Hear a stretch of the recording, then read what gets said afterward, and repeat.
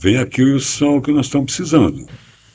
E eu me lembro de uma vez que eu só consegui resolver a situação por conta da minha cara, que minha barba era bem maior, e a moça estava num delírio místico, ela olhou para mim e começou a ver que eu era São Pedro. E foi nessas Eu tô na porta do céu? Foi nessas que eu consegui. Sou eu mesmo aqui. Você não tá vendo meu crachá aqui? Tá, sou eu mesmo. Foi aí que eu consegui resolver a situação no momento ali. E aí, povo, beleza? Como é que vocês estão? Quando eu falo pra vocês que o meu podcast tá voando, é porque convidados muito especiais aceitam vir no meu podcast. Que é o caso do meu novo amigo Wilson Gonzaga. Doutor Wilson Gonzaga, desculpe. Eu prefiro que me chamem de Wilson. Wilson? Fechado, Wilson. Porque quando chama Wilson, a minha alma faz... É o chamado oficial, então. Pra quem não sabe, o Wilson, ele é psiquiatra. Vamos lá, passa aí as credenciais pra quem não te conhece. Médico, psiquiatra, já... Aliás, tem uma coisa que eu sempre tomo cuidado, né, quando a pessoa... Eu coloco assim, eu faço diferença entre o verbo ser e estar. Tá. Eu estou como gerente, eu estou como... Mas quando chega na hora de falar minha profissão, eu não aguento, eu falo, eu sou psiquiatra, que eu gosto muito de ser psiquiatra. Mas sou psiquiatra também, sou consultor de empresa e basicamente um educador de saúde mental. E hoje imerso numa nova especialidade que é a medicina psicodélica. E é exatamente disso que nós vamos falar hoje. Então, antes de qualquer coisa, faz assim, ó, pro pessoal te seguir, faz assim, ó. Pessoal, tudo que tem do Wilson na internet tá no card aqui embaixo, tá? Tem curso, tem...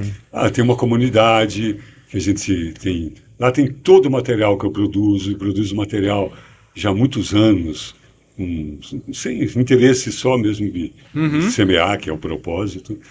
Então está tudo reunido lá, as palestras, os podcasts, os cursos que a gente dá, os encontros que a gente tem. Então, tudo drena ali uma comunidade. Tudo que tem dele vai estar aqui embaixo do vídeo, certo? Então não esquece de deixar o famoso like, né? A gente tem que implorar pro povo dar like pra gente, né? Deixa o like, deixa o comentário, manda esse podcast e papel e caneta na mão que vocês vão tomar uma aula agora, certo? Wilson, conta pra mim como assim medicina psicodélica, cara? Que é isso? De onde veio isso? Então, isso já faz parte da minha vida já há muitos anos. Confunde praticamente com a minha profissão e com a minha vida, porque eu sou um usuário da ayahuasca já há mais de 40 anos e participei do processo de legalização da ayahuasca no país. Eu fui do Conselho Federal de Entorpecentes, depois fui do CONAD, quando a gente criou os princípios deontológicos. Então, acompanhei muito isso, porque via, dentro da minha maneira de rezar, vamos dizer assim, simplesmente, um processo de cura de saúde mental muito grande. Eu levava meus pacientes do consultório, levava para o salão, no lugar que eu frequentava, cheguei a ser dirigente durante muitos anos, enfim, e sabia desse poder de cura que tem os enteógenos, e que hoje são chamados de psicodélicos. Tá.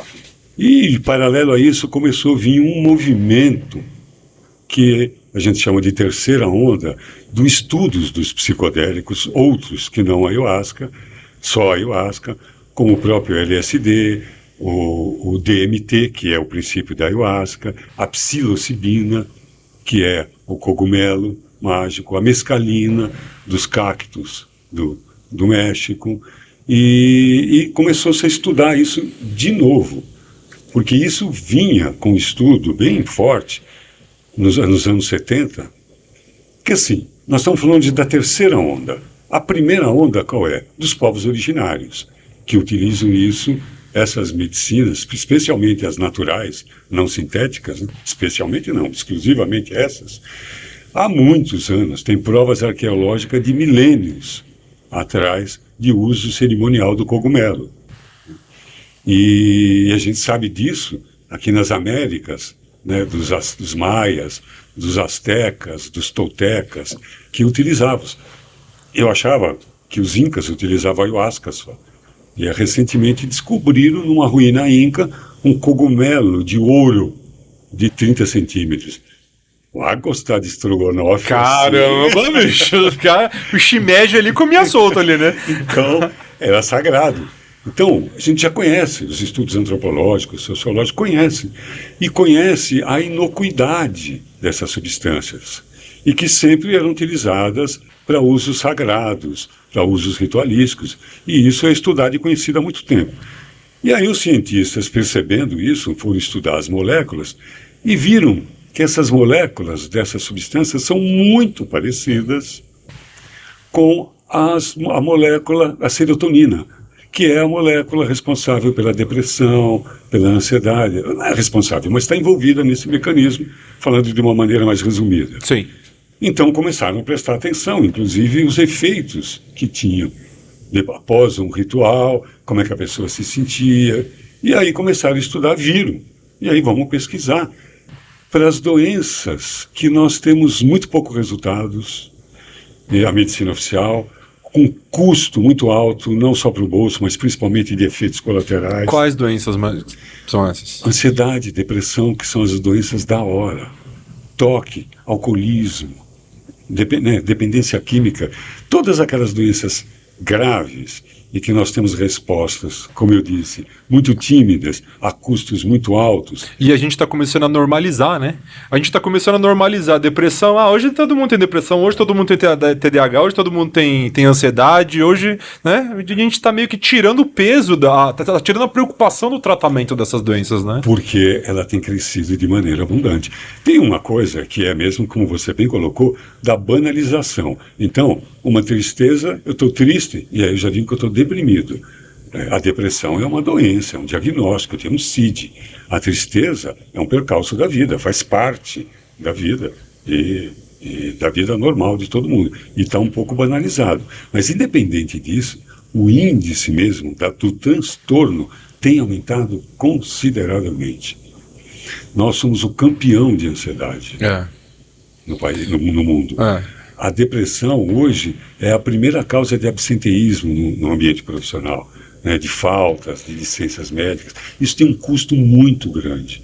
E os resultados não são como a gente gostaria que fosse, porque se a gente pegar a depressão, nós vamos ter 3 terços, resumindo. Um primeiro terço que responde muito bem à medicação que a gente tem no mercado. Um segundo terço que a gente precisa de medicação, de terapia, de alimentação, de exercício físico, de uma série de recursos para conseguir, além da medicação. E tem um terceiro terço que não responde a nada. Então, a medicina psicodélica vem, por exemplo, nessa questão, dar outro olhar, e sem os efeitos colaterais. Os antidepressivos têm um impacto muito grande na sexualidade. Sim. Na libido, no tempo para atingir o orgasmo. E isso, dependendo da idade da pessoa, faz muita diferença. E principalmente uma doença que ela está muito ligada à autoestima, né? À vontade de fazer coisas, à iniciativa de fazer coisas, né? Então imagina, se você já não está bem de cabeça, o que você acha que vai querer, né? Quando que um depressivo transa, me fala? Não, né? E acaba mexendo com a vida inteira da pessoa, bagunça tudo. Me pergunta como é que eu sei, né? Pesado, complicado. Cada vez mais, é isso que você está falando. Não precisa ir muito longe para descobrir isso. Eu me lembro, eu tenho mais de 42, vou fazer 43 anos que eu sou psiquiatra. Então, no começo da minha carreira, no consultório, a gente tinha 10 pacientes, 9 eram psicóticos, tipo esquizofrênicos, e tinha um deprimido, que era uma depressão grave. Hoje em dia, assim, nunca esse preconceito que quem procura um psiquiatra é doido foi tão equivocado, porque muita coisa, ansiedade, transtorno de ansiedade, distúrbio de sono, abusos, e às vezes até o próprio trabalho adoecendo as pessoas, que acabam, o que apareceu de síndrome de burnout de uns anos para cá, o que apareceu de transtorno de déficit de atenção e hiperatividade de um tempo para cá. Principalmente porque está cada vez mais estudado, né? Mais estudado. E aí, já estamos saindo um pouco, mas vale a pena. Existe uma coisa muito doida que está acontecendo, Otávio. Porque é muito diagnóstico que as pessoas chegam com esse diagnóstico e com um teste neuropsicológico dizendo assim, eu sou mesmo, tenho mesmo um transtorno de déficit de atenção. Diagnosticado pelo TikTok. Só que acontece o seguinte, o processo cognitivo, ele tem 3 pilares, que é muito importante. A repetição, a gente repete, grava, aprende, e a gente até erroneamente chama de decorei, porque o decor é o segundo pilar, é a emoção, de cœur, de coração. Se você aprende de cor, de coração, basta uma vez. Por lado bom e por lado ruim. Um trauma, por exemplo, acontece uma única vez. Por exemplo, eu sofri um sequestro relâmpago com a minha filha, há muitos anos com a minha filha, era garotinha. Eu não sou assaltado, sequestrado cada 6 meses. Foi uma vez só. Demorou anos para eu poder esquecer e me livrar daquele impacto. Então teve uma forte emoção. Repetição, emoção e imagem.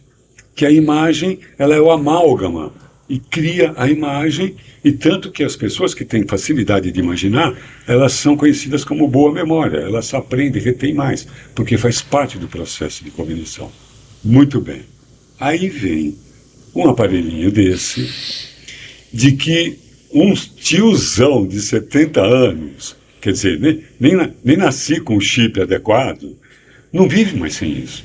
Eu trabalho por aqui. Faz parte do corpo, né? Eu estudo por aqui, eu recebo por aqui, eu gasto por aqui. Eu passo muito tempo aqui sem zoeira. Eu estou falando de uma vida produtiva, sem dizer de filmes, sem de brincadeiras, de vídeos que não estão agregando nada, fora aqueles que eu estudo. Então, muito tempo olhando para isso. Isso é craque em imagem, é craque em repetição e expert em emoção. Então, o cérebro é muito plástico. Ele é tão plástico, ele é tão adaptativo que tem gente, tem esquimó, tem cara que mora dentro do gelo. Essa capacidade de adaptação. E a gente sabe disso. Você muda de carro, de um carro automático para um carro mecânico, ou vice-versa, começa a dar vexame, minutos depois o seu cérebro já se acostumou com aquilo. Uhum. Então, nós estamos acostumados a aprender, a nos informar por aqui.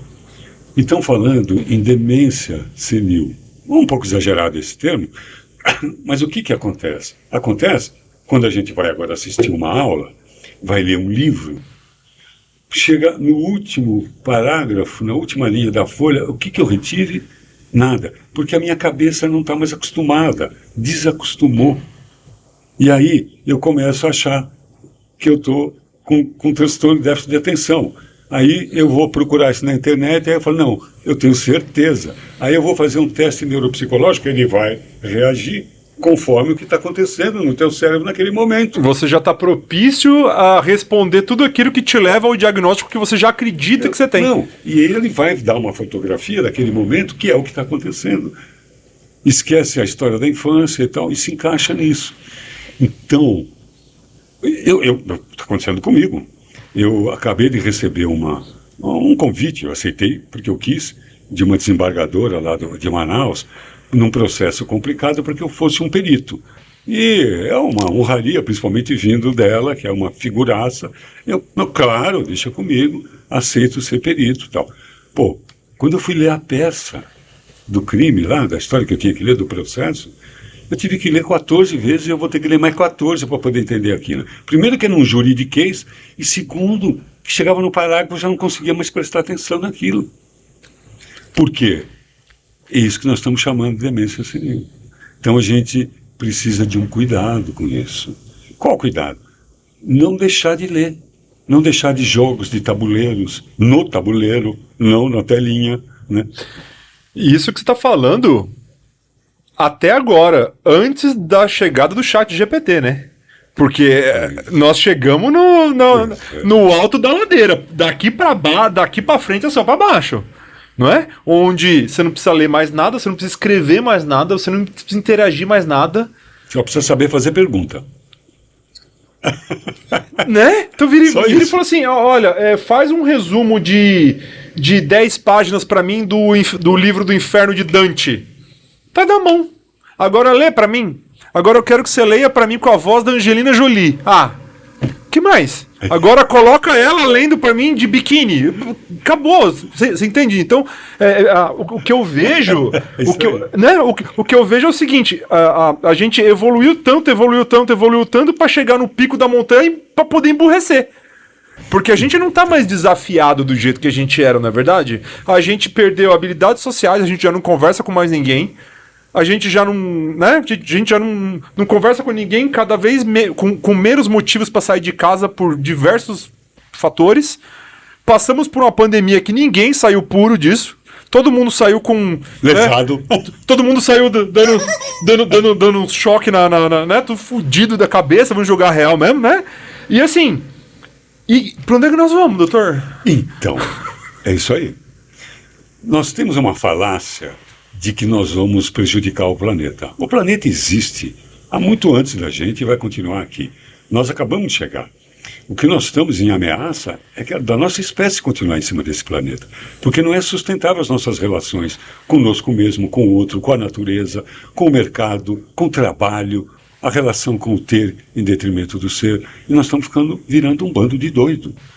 Por isso, eu acho, isso é um marca-texto, é um ponto de vista pessoal, essa recrudescência da medicina psicodélica que traz no seu bojo algo que nenhuma medicação conseguiu, que é consciência.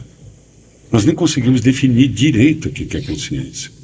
Então, por conta da neuroplasticidade, da neurogênese primeiro, neurogênese, essas substâncias criam uma quantidade de neurônios. Da neuroplasticidade, quer dizer, reorganizar os velhos neurônios com novas possibilidades, que isso acontece nesses estados, principalmente de transcendência dos psicodélicos. Isso traz consciência dentro de um, olha que coisa inteligente isso, da natureza, dentro de um pano de fundo químico, com muita endorfina, dando uma compreensão nova e amorosa, dando uma possibilidade de epifanias, independente de estruturas, de estímulos externos, só com contato com a substância de dentro para fora, uma experiência epifânica, divina, que pela primeira vez os cientistas estão admitindo que essa experiência é curadora, chama de subjetiva. Como, por exemplo, Otávio, de você se sentir no colo de Deus. Falar isso pode parecer babaca, porque é um jeito de colocar em palavras uma sensação que ela invade todos os sentidos e outros que a gente nem imagina que tinha. Como, por exemplo, a sinestesia, você sentir gosto de uma música, ouvir, ver a forma de um som. Isso é a psicodelia, e tudo isso num sentido de uma experiência pessoal, de ouvir uma vez uma música de Debussy, Clair de Lune, numa sessão psicodélica, e que terminou a música, eu entendi tudo o que Debussy pensou no momento que ele criou aquilo. Se era viagem ou não, eu entrei numa outra dimensão e consegui ver aquela música. Então, você entra num estado que, por exemplo, pode se sentir no colo de Deus, que essa palavra reduz a experiência, por isso que eu citei. Se essa pessoa estava com uma depressão, já tinha pensado em morrer, já tinha passado do estágio de pensar, de querer morrer, já tinha planejado em se matar, se ela passa por uma experiência como essa, nunca mais ela pensa nisso. E os efeitos desses medicamentos psicodélicos, é assim que se chama, não? Substâncias, ainda não são medicamentos. Essas substâncias, elas têm algum efeito reparador físico no cérebro, assim, em questão de neurônio, ela repara, ela religa, ela acelera, ela... Isso, é isso que ou não? eu disse. A neurogênese, ela cria novos neurônios, novos, ali prontos, que isso cria. A gente achava que isso não existia. Isso é novo. A partir de 2003 que a gente oficializou que existe a neurogênese. Essas substâncias promovem a neurogênese. Mas a neuroplasticidade... Eu vou te dar um exemplo. Neuroplasticidade é adaptação, certo? Vou te dar um exemplo prático de um trabalho, e eu posso depois dar de testemunhados. De um trabalho que eu li de uma mulher. O maior machucado que se pode ter, assim, psíquico, um dos maiores, é abuso sexual na infância. Isso aí deixa marcas terríveis. O caso era um caso desse. Era uma moça americana que ela tinha sido abusada de maneira contumaz. Esse caso é emblemático. Por alguém que não era violento, alguém da família. Então vamos imaginar, que eu não lembro mais quem, porque foi logo no começo da pandemia que eu estudei isso, que, vamos dizer, um avô, um padrasto, um tio carinhoso, e que manipulava a genitália da menina, criança, e ela sentia prazer, não era ideia, não fazia ideia na sua inocência, de que tinha algum mal naquele carinho ali. Até que começou a crescer, começou a perceber, bom, quando percebeu, imagina a culpa que essa criança encapsulou, sentiu ali, e aquilo comprometeu a vida inteira dela. Numa única sessão guiada, preparada antes, com a psilocibina, com dose dissociativa, ela foi ao fato, porque estava treinada para ir ao fato. Quer dizer, essa medicina não é para ficar olhando pôneis alados que ficam voando, cores, psicodelia. É treinado para dizer, tá, legal, valeu, agora eu quero ir no meu processo de dor. É para isso que a gente está aqui. Então a gente treina a pessoa para fazer isso. Ela pode chegar no local e ela entendeu empaticamente, dando um zoom na parte científica. Os neurônios começaram a aumentar os seus níveis de conexão, inibiram a rede neural padrão, que é aquela que cuida da censura, o superego, do não pode, do 2 mais 2 tem que dar 4, adormece isso, cria-se novas conexões sinápticas com um campo amoroso por conta do nível de serotonina ali. Ela conseguiu intuitivamente perceber que o seu algoz também tinha sido uma criança abusada.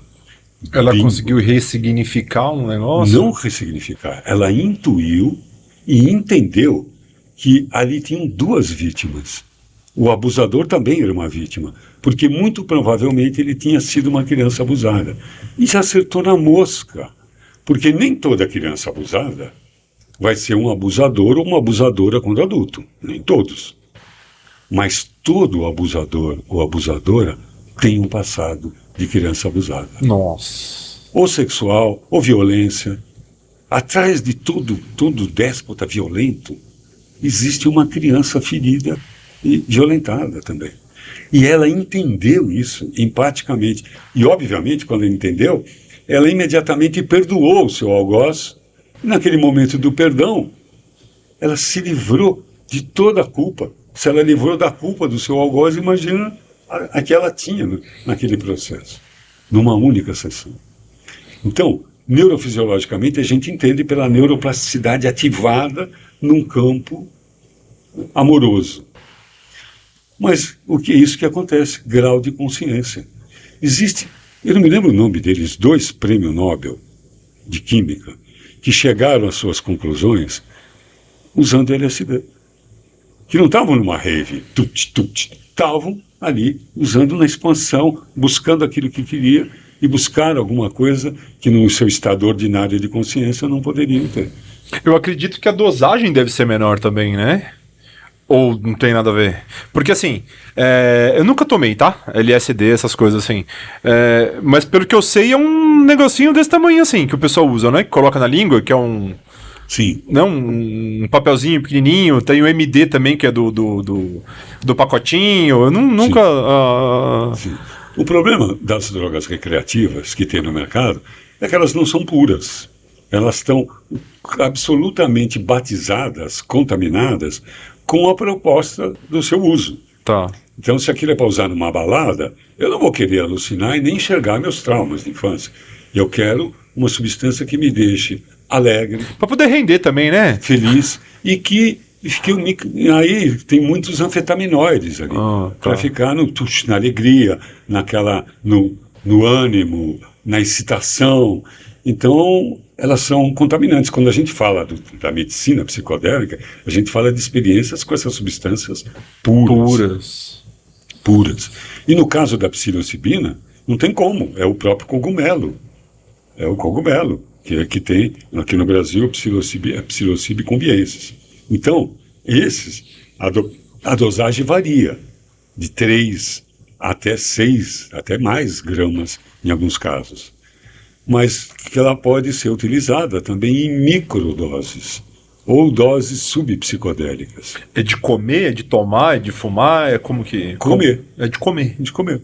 Então, como microdose, assim as pessoas podem utilizar como cápsulas, encapsuladas, como se fosse um medicamento.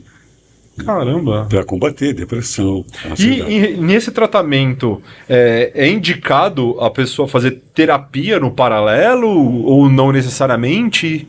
Olha, são duas. A TAP, ela já é uma terapia assistida com psicodélicos, Tá. por daí o nome. Tá. Ela se baseia praticamente em 3 partes: a preparação, a indução, o acompanhamento e a integração daquela experiência, para que aquela experiência seja utilizada na prática para alguma coisa que sirva para curar suas dores. Sim. Então ela já é em si uma psicoterapia.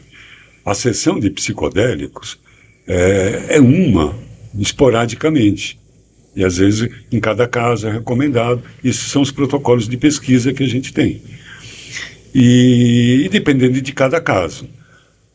Então ela é por si só uma psicoterapia. Mas a terapia, de uma maneira geral, em qualquer tratamento, mesmo que seja psiquiátrico, ela sempre é um auxílio muito importante, às vezes extremamente necessário. Às vezes até, eu posso dizer isso como psiquiatra e também como psicoterapeuta que sou, mais importante do que a terapia medicamentosa. Porque a terapia medicamentosa, ela vai visar a dor sintomática. A psicoterapia, ela vai procurar a recontextualização, vai cuidar mais da alma do que do corpo. Então, ela é sempre necessária. A TAP contempla a psicoterapia muito especializada por conta desse efeito expansor de consciência que essas substâncias trazem. Interessantíssimo. E falando em terapia, né? Eu tava comentando contigo em off que eu sou um TDAH. Minha cabeça é isso aqui, tá? Minha cabeça é esse. Eu sou aquele dinossauro ali, ó, né? Minha cabeça é essa zona aí. E ao tomar Vivance sem fazer terapia é uma coisa. Não estar fazendo terapia quando toma Vivance é uma coisa. Estar fazendo terapia e a aplicação do Vivance é outra coisa completamente diferente, entendeu? E assim, então já fica a dica pra você, antes de você aí, né, ser... Engraçado, eu falando de automedicação, eu sou o cara que mais se automedica no mundo, né? Enfim, vou parar com isso, eu prometo. Mas o resultado é completamente diferente. Porque, assim, pra mim, o Vivance, ele é muito, muito bom pro foco. Ele parece que ele coloca um óculos de grau no cérebro, que você vira e fala assim, ah, beleza, é isso aqui. Só que se você não estiver bem comigo mesmo, se eu não estiver organizado comigo mesmo, eu vou focar naquilo que não é importante pra mim. Então eu vou focar em fazer faxina, arrumar armário, brincar com cachorro... É isso aí. Entendeu? Se você tá fazendo... Quando eu tô fazendo terapia, você fala, então eu vou tomar o Vivance para desenvolver melhor isso daqui, para ter um ganho aqui. É como se a terapia organizasse, né? Como se a terapia desse a estrada e o medicamento vem, a medicação vem para você turbinar o carro e você ir reto. Eu acho que a analogia é perfeita, e a gente precisa dizer com honestidade, que o Vivance é um nitro do motor. Então, a função dele é estressar a máquina. E aí, se não tem direção, aí Vai indo. vai indo. Agora, é preciso dizer que esses medicamentos, ele é uma dextroanfetamina. Eu imagino o estrago que deve fazer. Eu diria assim, é um agiota. Ah, ele cobra o preço. Ele, quando sabe aquela coisa, você não pode nem pensar em ir no banco pedir dinheiro, se passar com a mina dizer meu bem, o banco toma. A mulher, porque você tem o bem, você está me devendo. Não tem para onde pedir. Amigo, não quer nem saber, só pode correr para um agiota. Você precisa de 10 pau. O cara vai dizer, pô, 10 pau? Pô, leva 15, 20. Aí você fala, pô, vai dar uma folgada. Só que vai ter que pagar aquilo. Então, já começa pelo preço do medicamento preço material. Que é 500 pau, 400 e lá, né? O de 30 ainda, né? Então, e a medicina psicodélica, especialmente a microdose ou a dose subpsicodélica da psilocibina, trata essas coisas por um preço bem mais barato e sem agiotagem, sem cobrar preços. Trata TDAH também? Certo. Quando é que você tem a agenda aberta aí que eu vou... Porque olha que interessante isso. Os efeitos colaterais, elas trabalham com a memória, com a atenção, trabalha com a empatia. E o efeito colateral é a alegria, e uma alegria de viver, não a alegria... Muito louca, exatamente, artificial, de uma alegria de vida. E o que você falou sobre fazer terapia com Wim Wenders, com a microdose, com a psilocibina, fica muito mais profundo, muito maior o insight, rende muito mais. Tudo, o efeito é sensibilidade. Ficar mais sensível, especialmente se você está dirigindo para a tua autocura. E sem a agiotagem porque é o que a gente tem. Eu estou falando isso, parece assim, né, que 40 anos, quantos e quantos Wim Wenders eu já receitei, quantos e quantos Rivotris eu já receitei. Eu me lembro de uma vez, Otávio, uma senhorinha dependente de Rivotril, que ela pagava a consulta só para buscar o Rivotril. E eu queria desmamar essa senhora, eu não queria saber disso. E aí um dia eu peguei e disse para ela assim, falei, dona fulana, sabe qual é o meu medo? O meu medo é quando eu morrer e for para o céu, porque eu vou para o céu, a senhora eu não sei, mas eu vou. Eu chegar lá na portaria, aí São Pedro vai perguntar, o senhor é Dr. Wilson Gonzaga? Deixa eu ver sua ficha. Quantos Rivotril o senhor já receitou? Quantos Rivotril, Vivance, os conserta da vida? E os conserta da vida, o senhor já receitou. A hora que ele me falou, o teu lugar é no andar de baixo. Porque isso... Você vai ganhar um paciente? Eu tô me convencendo, você está me convencendo. Mas, porque isso é uma coisa que a grande maioria dos médicos, e isso não é uma crítica, isso é um sistema, é uma denúncia de um sistema. Ele quer resolver o problema dele. E qual é o problema do médico? Acabar com o teu sintoma. E tem uma indústria poderosíssima por trás disso também, né? Este é o problema, que esta indústria é quem nos forma. Toda a medicina oficial, ela sofre uma influência, não adianta dizer que não, uma forte influência da indústria farmacêutica, que é uma das mais poderosas. Ela só perde para petróleo e armas. Olha só. Então, quanta coisa. Otávio, eu estou diabético desde os 30 anos. Eu gasto uma grana por conta da diabetes.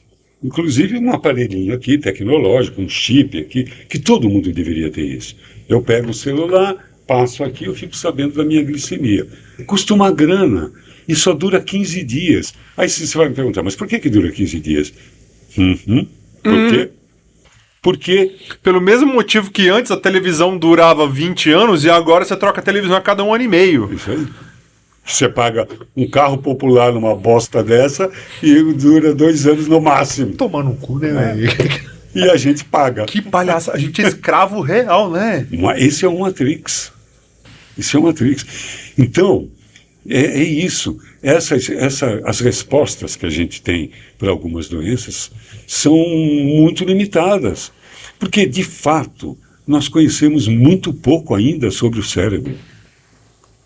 Eu, fazendo há alguns anos um curso de extensão universitária, aí na Unicamp, eu já estava lá no norte, e aí o professor disse uma coisa que me impactou, e já faz tempo isso. Ele disse assim, A gente sabe mais sobre o cérebro nos últimos 5 anos do que a gente tinha acumulado de conhecimento nos últimos 5.000 anos, por conta da tecnologia. Então, nós estamos conhecendo o cérebro agora, de fato. Até bem pouco tempo atrás, o cérebro que eu aprendi não existe mais, Otávio. Eu sou formado especialista há mais de 40 anos. E a hipófise já não é mais aquela que a gente estudou, porque hoje a gente tem a tecnologia. Hoje já tem tempos, por exemplo, tem aqueles tomografia de ressonância magnética funcional para casal. De repente tem um casal lá dentro transando, né, experiência. E um bando de cientista voyeurista na telinha, vendo ondas de como é que o cérebro acende e vendo e tal. Então a gente conhece muito mais sobre o cérebro. E mesmo assim, conhece muito pouco ainda.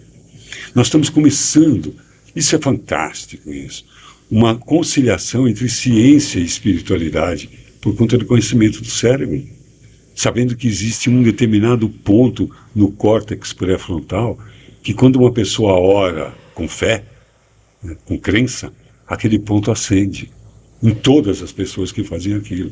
Se aquele ponto for estimulado, de repente a pessoa sente uma vontade genuína de um pensamento filosófico, de onde eu vim, para onde eu vou, quem é que manda nisso tudo, isso deve ter uma ordem que é mais do que a ordem política e social, que está falida, que se mostra insustentável. Então, essas reflexões acabam acontecendo sob estímulos dessas substâncias. E aí vem a minha crença pessoal de que essa terceira onda, a primeira onda, a onda dos povos originários, a segunda onda que foi abortada nos anos 70, que vinham estudos por conta da guerra do Vietnã e o governo do Richard Nixon, que resolveu demonizar os psicodélicos, porque o LSD vazou dos laboratórios, foi para a juventude americana, propôs para o mundo inteiro, criaram um movimento hippie e que disseram para o governo americano: aqui que eu vou para a guerra, faça amor, não faça guerra. O movimento de contracultura, que, cara, não pode se negar que foi um movimento de consciência. Foi na Guerra do Vietnã que eles... Ou foi na Primeira Guerra Mundial que eles davam cocaína para os soldados serem mais agressivos? Na Primeira Guerra Mundial. Foi na primeira, né? Foi. Então, estudo isso para agressividade. Então usavam. E disse a boca pequena que foi proibido, então, os estudos das universidades, que não estavam ali para festa, para rave, estavam aqui para cura. Foram proibidos. E os cientistas disseram: pô, vamos continuar. E foram caçados. Então essa foi a segunda onda, nos anos 70. E agora vem a terceira onda, com milhões de dólares dos laboratórios, investindo num tipo de medicina que pode resolver um problema seríssimo de saúde mental do planeta. Então, congressos de futuro tem parte reservada para discutir medicina psicodélica. Mas e a indústria farmacêutica, como é que está lidando com tudo isso? Está financiando pesquisas, porque eles querem um princípio ativo, querem fazer disso um medicamento. Só que no caso da psilocibina, não sei como é que vai ser, porque aquilo você pega no pasto, nasce na bosta da vaca. Você pode cultivar isso dentro do guarda-roupa. Eu tenho um tanto de pacientes que me procuram para que eu use Oriente. Olha, eu li isso, li aquilo, então eu quero desmamar os medicamentos, eu estou tomando muita medicação, então você me ajuda? Eu falo: ajudo, você sabe fazer isso aí, então eu vou te orientar a fazer isso daí. Então, isso não tem, a microdosagem, não tem muito interesse para o laboratório, porque isso nunca vai virar um medicamento. O que eles querem é a psilocina, que é o princípio ativo da psilocibina, para fazer um medicamento e ver como é que a gente pode curar, então, o vício do álcool, da droga, tudo, com esse medicamento que vai custar uma grana, porque eu vou patentear isso aqui. Essas moléculas já estão tudo com recursos de patentes. Porque enquanto os cientistas têm assim, a sua tapadeira e só pensam na cura, no desenvolvimento, existem outras pessoas que pensam no lucro, no negócio, na mola do mundo. Porque esse é o mundo que nós vivemos. Então a indústria farmacêutica também está no jogo. Por isso é que tem milhões de dólares. Como estava falando na indústria da diabetes. Então, ninguém está preocupado na cura, está preocupado no tratamento. Nós, médicos atuais, nós não estudamos saúde, nós estudamos doença. Ministério da Saúde, Secretaria da Saúde devia chamar Secretaria da Doença. E como que funciona a consulta? A pessoa passa contigo, presencial ou online, não sei. Como que funciona passar contigo para ter acesso a esse tratamento? Olha, normalmente a pessoa vem porque isso é uma coisa que está crescendo muito, tem muita informação sobre isso. Muita informação. Uhum. Então, a pessoa já tem um sofrimento. Já fez, por exemplo... Bom, eu vou te falar do último caso que eu atendi antes de vir para cá. Uma pessoa estrangeiro, brasileiro, uma brasileira que mora nos Estados Unidos, então já uma depressão grave, já passou por vários procedimentos radicais, como ketamina, é outro psicodélico, é um anestésico, já passou estimulação transcraniana, passou por eletrochoque terapia e nada resolveu. Então a pessoa procurando, já ouviu falar da psilocibina, então me procura dizendo, olha, luz no fim do túnel, já tentei todos esses medicamentos, nada deu certo. Então eu gostaria de fazer uma dose dissociativa. E aí, o que eu vou fazer? Informar toda a pessoa do status legal ou ilegal dessa prática. Que apesar de que a gente sabe que é seguro e tudo, não está normatizado. Tá. Só pode ser feita dentro de uma experiência específica, dentro de um protocolo de experiência, né, de pesquisa, ou em desobediência inteligente. Meus pais já diziam assim, pense no moleque desobediente, mas era sempre por algum motivo, que é salvar uma pessoa. Então, o que eu vou fazer? A pessoa vai ter aquela experiência, porque ela já leu. Só que se ela fizer isso sozinha, só que se ela fizer isso sem um preparo, quando a gente está ensinando as pessoas a preparar as pessoas para fazer isso, então, vamos conversar e vou guiar a pessoa a fazer isso. Muitas vezes, isso não precisa chegar numa só dose dissociativa. Até porque a psilocibina, ela compete nos seus receptores com alguns antidepressivos clássicos. Então, você pode, às vezes, dar uma dose para a pessoa e ela não sentir nada. Mas assim, o que eu queria te perguntar você faz uma consulta, entende qual que é o problema da pessoa, vê a medicação, se vai ser a dosagem, tudo certinho, e ela toma isso em casa? Ela toma isso no consultório? Então, se for uma dose subpsicodélica, ela vai tomar como se fosse qualquer medicamento. Uma vitamina. Porque vai poder fazer tudo que ela tem. Ela já foi triada, já foi visto se ela pode fazer, porque tem alguns casos que é contraindicado. Se a pessoa, por exemplo, tem uma bipolaridade, mesmo com microdose, ela pode tomar uma dose muito pequena e aquilo pode dar uma virada maníaca. Está sujeito a dar. Então não é qualquer caso. Por isso é que a gente orienta. Entendi. Que a pessoa vai fazer. Se ela vai fazer, então que o faça de maneira cientificamente estudada, orientada. Então tem toda uma triagem detalhada, quais são os efeitos, como que vai fazer, por quanto tempo. Por quanto tempo, entendi, como fazer e tal. E principalmente, que é muito comum, a pessoa vir com queixa de estar tomando muita medicação e querer se livrar daquela medicação. Então isso tem um manejo, que vai aí experiência e juízo. Não dá para chegar para uma pessoa e falar assim, vamos demolir essa casa velha aí, que nós vamos construir uma novinha para você. Beleza. E até construir, vou morar onde? Na rua. Então, tem que fazer um manejo, levantando o humor e tudo, com a psilocibina, com microdosagens, e aí diminuindo, dando segurança, para ir diminuindo a medicação. E isso é uma coisa exponencial, porque quanto mais diminui a medicação oficial, mais tem os receptores livres para microdose agir. Então pode ser mais efetivo. Mas cada caso é um caso. E aí, então, vem fazendo isso e eu vou monitorando essa troca de medicação. E o que é muito interessante é que a pessoa aprende a como manejar aquela substância, aprende como comprar, aprende como trabalhar com aquilo, liberdade. Não precisa ficar pagando mais consulta. Muito legal, Então, muito interessante. Você percebe que não é muito interessante porque é um jeito para os médicos que têm um pensamento mais mercadológico do que filosófico do que ser médico, de que é um jeito muito fácil de esvaziar os consultórios, principalmente de psiquiatra e neurologista. Porque o nosso consultório, o paciente é recorrente. Ele precisa de vir de tempos em tempos para pegar a autorização do traficante legal. O Heisenberg. O Heisenberg com carimbo para poder dar. Então, ele fideliza a sua clientela. E a psilocibina liberta a sua clientela.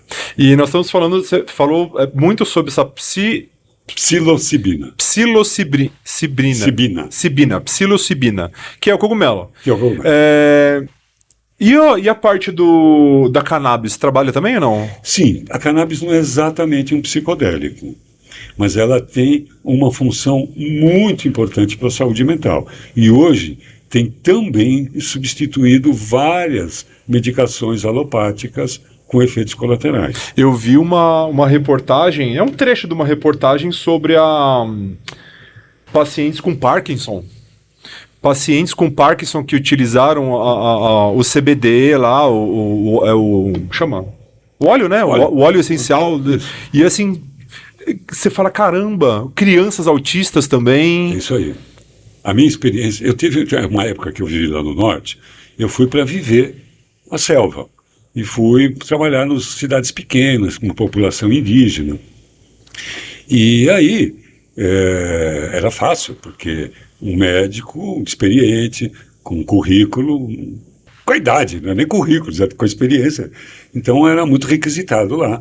E eu fazia o trabalho porque queria fazer mesmo, não ia... Porque o médico que vai para lá é o médico que vai passar um tempo, não tem vínculo com a cidade e tal, tudo, pega a grana dele e vai embora. E eu queria viver lá.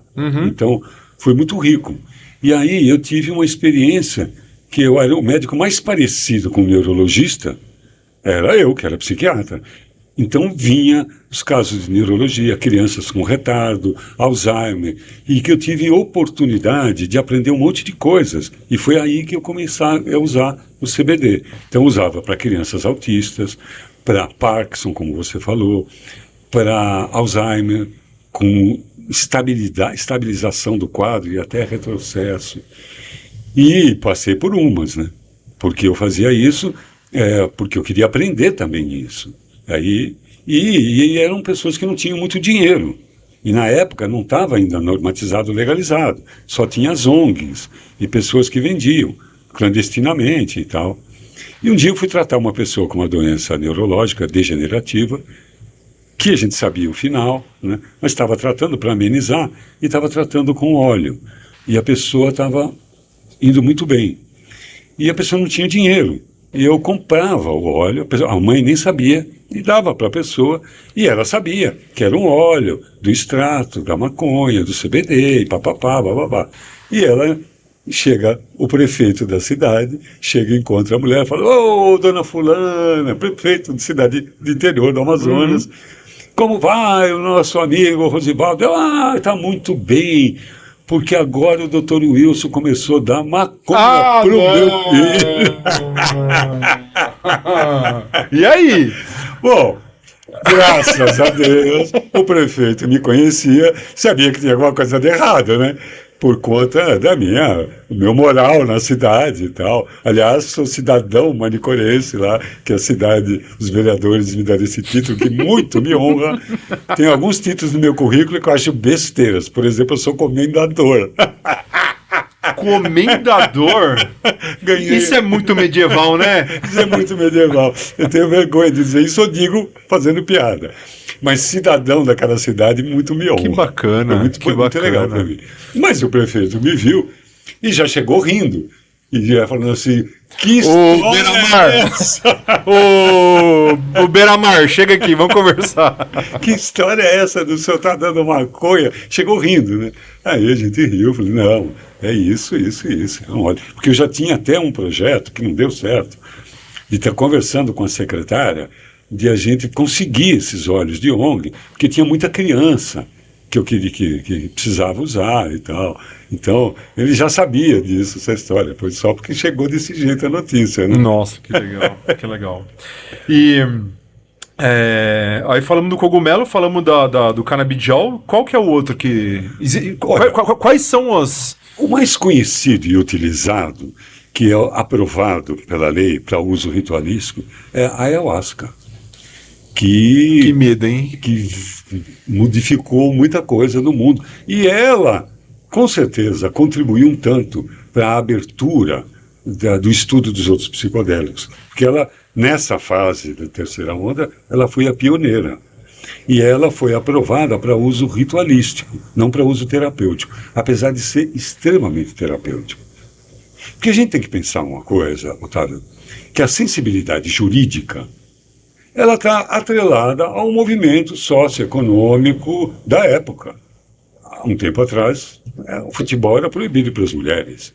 O samba já foi proibido, porque era coisa de preto que era sinal de vadiagem. O uísque já foi proibido? Né? Então. Tem uma lei, eu tava vendo esses dias aí, tem uma lei em São Paulo que proíbe as carruagens na Avenida Paulista. A lei tá lá ainda, sabe, né? Imagina, né, a idade disso, né? Então elas estão inseridas dentro do contexto, está tudo certo. Na época estava tudo certo. Sim. Precisava, né? Só que os cientistas têm outra ética. A ética deles é a cura. Evoluir sim. É isso. Agora, então a gente precisa passar por a linguagem das universidades, das pesquisas, do selo. Isso é fundamental, a normatização. Então, a gente está, assim, na beira de que isso seja legalizado e precisa ser legalizado, normatizado, ter estatística, ter grupo controle, tudo isso que está sendo feito e que vem vindo a uma velocidade, precisa ser assim mesmo. Mas essa eu não diria nem que é uma luz no fim do túnel, é um sol no fim do túnel, a medicina psicodélica. Quantas ayahuascas já tomou na vida? Nossa Senhora, já tem muitos anos. E a ayahuasca, diferente da psilocibina, ela é utilizada dentro de um grupo, dentro de uma tribo. Então, existe uma organização, uma frequência, né, funções sociais. E eu vivi muito tempo com isso. Então, teve época que eu bebia praticamente toda semana. Não que eu precisasse ou quisesse, é porque tinha a missão de organizar aquele grupo e que tinha que fazer aquelas sessões e tudo para manter a organização. A psilocibina não tem nem condição de pensar em fazer uma coisa dessa. Mas assim, a primeira, a segunda vez passava mal? Passa mal até hoje ou não mais? A questão do passar mal? Não. Isso daí tem pessoas que nem nunca passam. E tem uma conotação diferente. Quando a gente já logo pensa isso, passar mal. Porque eu ouvi falar que vomita, que eu ouvi falar que tem diarreia. Meu irmão, eu quase virei do avesso. Foi assim... Olha, foi a melhor experiência da minha vida e a pior ao mesmo tempo. Eu não sei que...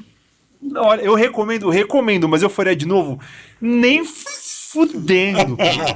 Eu não sabia que tinha tanto líquido no corpo pra vomitar e passar pra fora. Eu conversei com uma árvore de luz, feita de luz, assim, cara. Era um negócio muito... Uns fractal, uns triângulos luminosos, uns negócios... Cara, que experiência doida. E é o seguinte, só que no lugar onde eu fui, eu não recebi nenhum tipo de apoio. É isso. Era assim, ó. Toma aí, o balde de vomitar tá aqui.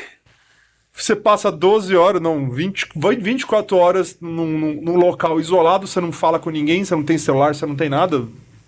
Você fica pensando lá, você não pode ler um livro, não pode ter nada, você fica lá. Aí tem o ritual, coloca umas músicas assim e tal, não sei o que, bababá. um colchonete no chão, colchonete não, aquele negocinho de fazer yoga, aquele tapetinho Esteira. de yoga, uma esteira de yoga no chão de borracha, assim, tá aqui o negocinho, toma, primeira não deu nada, um gosto de morte, Estragada. um gosto de morte, eu falei, que é isso? Milkshake de zumbi aqui, cataram a perna do zumbi aqui, tacaram aqui dentro, fizeram um milkshake aqui, toma você já quase vomita a primeira, não deu nada, vai a segunda. Meu irmão do céu, que viagem do caralho aquilo, cara. Mas assim, é um olhar pra dentro, eu não consigo explicar, assim, é um autoconhecimento muito foda. Você olha pra cada detalhe dentro do seu próprio eu, da sua própria personalidade, parece que todos os questionamentos que você tem estão muito óbvios na tua frente, você vê coisas, você conversa com coisas, é uma viagem lúcida e não lúcida ao mesmo tempo. E uns triângulos voador, uns triângulos luminosos, você viu isso também? Você ainda vê isso ou não? Acontece com todo mundo ou foi só comigo? Não, com todo mundo. Uma árvore que falava comigo, cara, uma árvore cheia de... Meu Deus do céu, que doideira, cara. Mas assim, é a melhor experiência que eu tive na minha vida e a pior.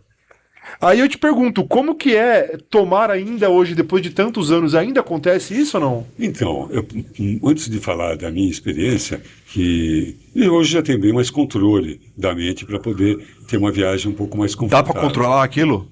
Claro que dá, claro que dá. Dá para comandar através dos cânticos, e isso é experiência aí que vai tendo. E tem muito a ver com a experiência psicodélica, seja ela qual for, com duas coisas que são muito interessantes, e todo mundo fala isso, e porque deve ser dito mesmo, que é o setting e o set. Isto é o ambiente, O local, como eu fui recebido, se eu estou confiante, se tem alguém cuidando de mim, e o set, como é que eu estou internamente, o meu ambiente das costelas para dentro. Essas duas coisas são importantes. das costelas pra dentro é maravilhosa essa expressão. Vou roubar. Você me permite roubar? Com Das certeza. costelas pra dentro é maravilhoso. E isso ajustado é muito interessante que tenha. Hoje, por exemplo, a gente sabe disso, e quando eu trabalhava com a ayahuasca, fazia isso, de o acolhimento e depois a orientação, que é o que a gente chama hoje em TAP a integração, que é para fazer daquela experiência uma coisa agregadora. E isso que, por exemplo, o passar mal, a gente costumava brincar dizendo assim, olha, é passar o mal. Isso é uma catarse. Se você tiver que vomitar, não segure, vomite. Se tiver que fazer diarreia, ir lá no banheiro e dar um cagão bonitão, diarreico, vá, porque aquilo tem sempre um significado de limpeza. Eu tava sujo, hein, meu irmão? Eu tava sujo, hein, cara? Credo. Ai, meu, Mas a minha primeira vez, Otávio, me lembra muito a minha primeira vez, porque eu me sentia nisso, não tinha um buraco meu que não vazava uma meleca. Eu estava no vaso, quando eu me dei conta, sentado no vaso, com a mão assim no meio com a pia, a torneira da pia aberta, eu molhando a minha mão, e eu estava assim, ó. se desmanchando. Não, estava assim em êxtase e me desmanchando ao mesmo tempo. Aí quando eu percebi, eu falei assim, o que está acontecendo comigo? Eu estou vivendo um divórcio. O meu corpo nas trevas e a minha mente na luz. Que coisa, que é isso? E aí que eu me dei conta de que eu estava naquele estado. Foi aí que eu comecei a parar de passar mal. Até porque já não tinha mais líquido, como você colocou, para colocar para fora. Eu comecei a perceber e achei incrível. Falei, ó, eu preciso dar um tempinho aqui. Já me falaram, a primeira vez, já me falaram duas coisas, né? Que a primeira vez é muito mais punk e que se você teve uma experiência positiva, tome a segunda, porque a segunda vai ser mais leve, babá. Não vou tomar, não quero. Mas é mais medo do que trauma, sabe? Você fala, cara... e a segunda coisa é que o TDAH agora acabou de me roubar.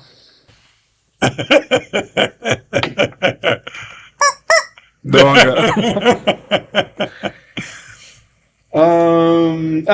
Lembrei.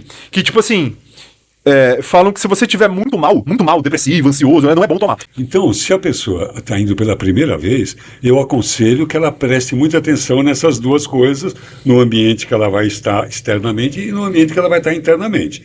Se é uma pessoa que já está acostumada, já faz parte do grupo, aí a gente costumava usar as sessões para se livrar das tristezas, do mal-estar. Então, era o dia que a gente estava mal, era o dia que a gente não perdia mesmo a sessão, porque saía de lá de um outro jeito. Mas já conhecia, já estava preparado.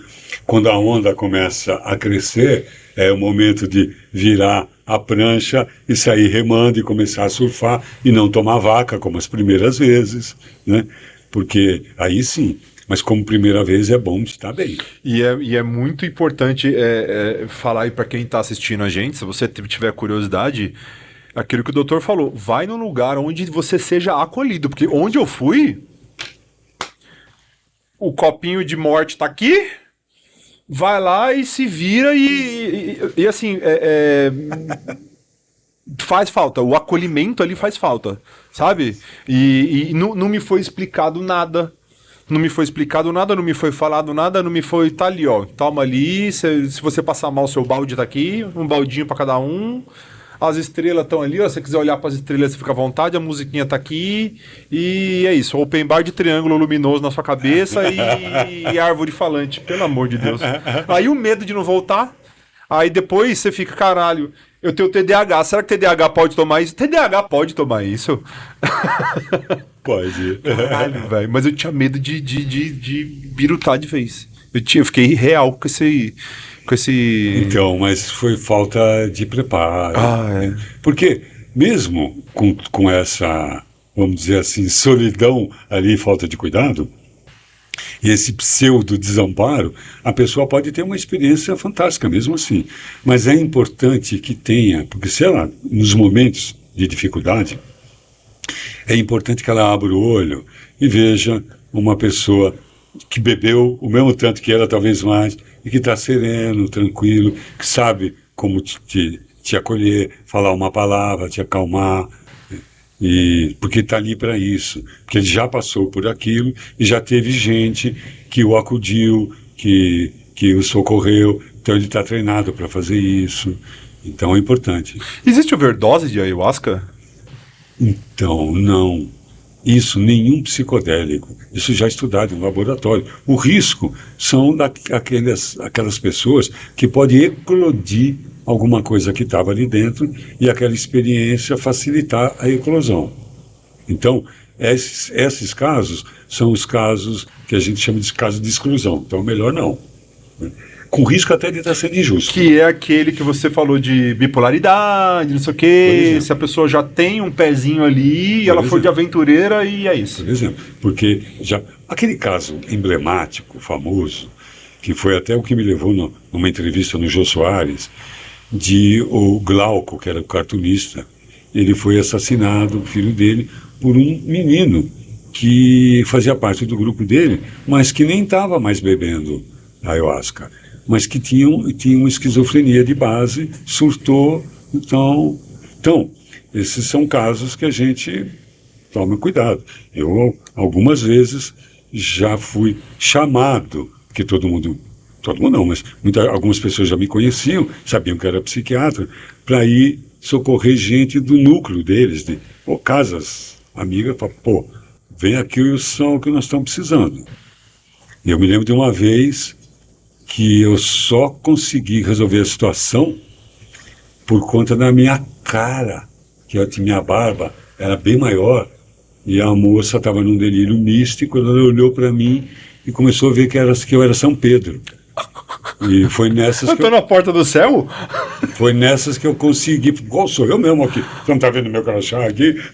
Sou eu mesmo. Foi aí que eu consegui resolver a situação no momento ali. Então, porque tinha já de base. Porque a substância em si, ela é integradora. Todas elas. E não tem esse risco de overdose, sabe? De dose letal. Até porque chega num ponto que a gente pode ter uma experiência transcendente que foi tão alta que a gente não consegue nem lembrar depois. Você apaga. Sabe que viu coisas maravilhosas, mas que não tem Um sonho. memória Vira um sonho. para poder registrar aquilo. Quais são os riscos disso tudo?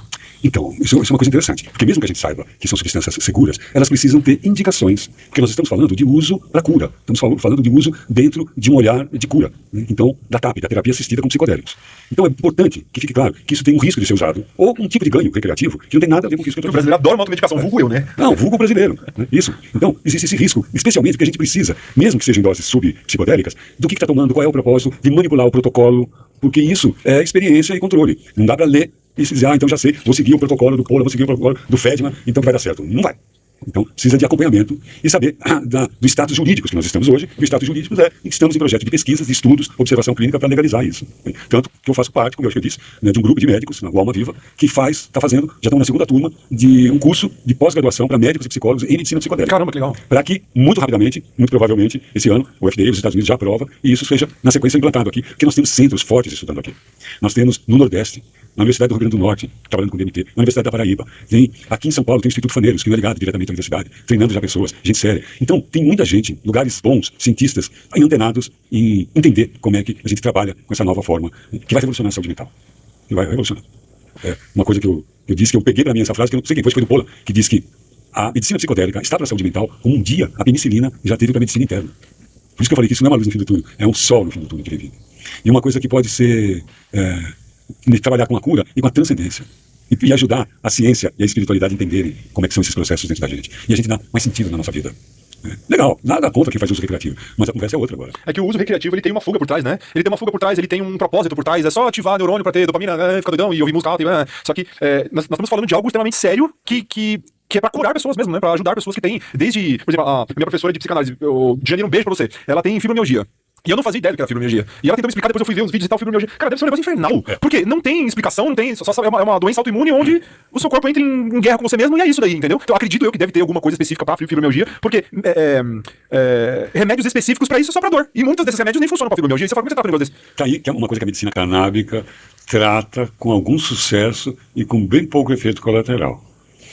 Mas, todavia, entretanto, contudo, numa sessão com alguma medicina psicodélica, não estou dizendo que vai acontecer, mas a pessoa pode ir no fato raiz de onde que isso surgiu e dissolver isso numa única sessão. É garantia? Claro que não. Tem estatística para isso? Ainda não, mas isso pode acontecer. Como eu disse do trabalho da menina que perdoou o seu algoz, de casos assim, de a pessoa entender durante o estado expandido de consciência como é que uma dor física, inclusive, foi criada, em que momento que ela foi criada. Povo! De nada. De nada. Eu sei que vocês estão me agradecendo porque esse episódio foi sensacional, Wilson. Muito obrigado pela honra, pela moral que você deu para vir aqui no meu humilde podcast aqui na sala da minha casa.